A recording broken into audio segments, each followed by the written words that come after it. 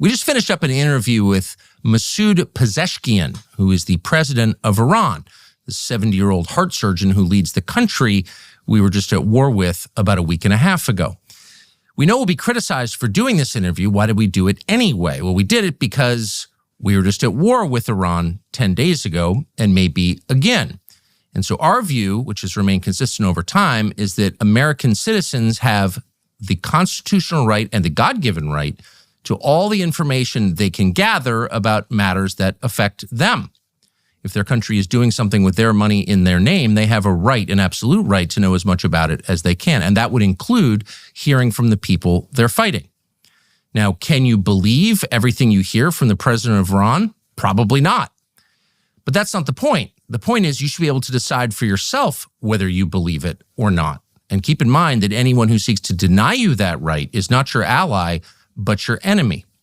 By the way, we have also put in, for the third time in the last several months, an interview request with the Prime Minister of Israel, Benjamin Netanyahu, and we hope he accepts that. The interview is limited by a couple of factors. One, it was done by remote through a translator. That's always awkward.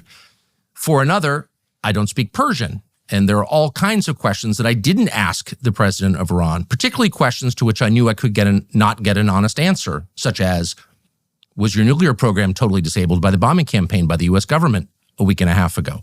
There's no chance he's going to answer that question honestly. I didn't bother to ask it. The answer, in fact, from an American perspective, even from the CIA's perspective, is unknowable. So we dispense with those, and I asked him very simple questions, such as, what is your goal?